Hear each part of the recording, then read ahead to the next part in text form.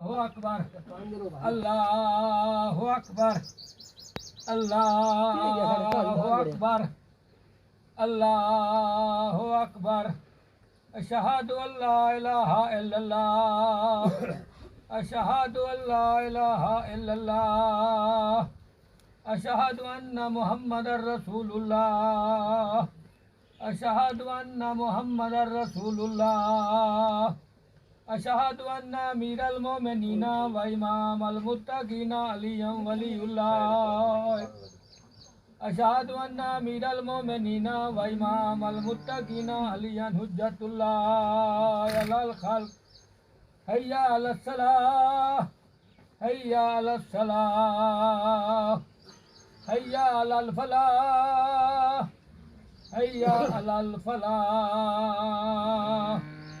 حی علی خیر العمل حی علی خیر العمل اللہ اکبر اللہ اکبر لا الہ الا اللہ لا الہ الا اللہ۔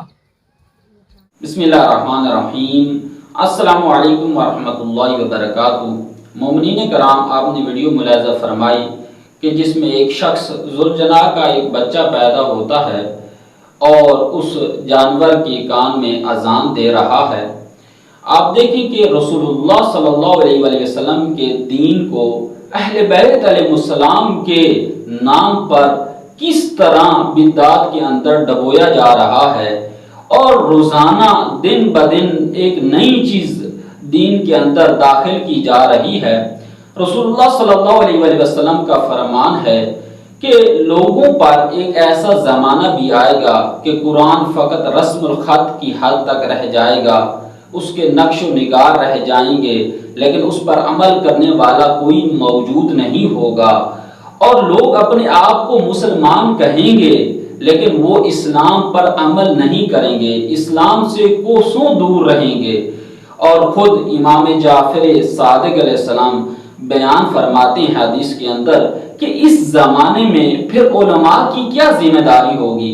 امام علیہ السلام فرماتے ہیں جب علماء دیکھیں کہ دین کے اندر بدعات ظاہر ہو رہی ہیں تو وہ اپنے علم کو ظاہر کرے اور اس بدعات کا خاتمہ کرے۔ اگر وہ یہ کام نہیں کرتا تو خدا کی اس شخص پر لعنت ہو۔ السلام علیکم ورحمۃ اللہ وبرکاتہ۔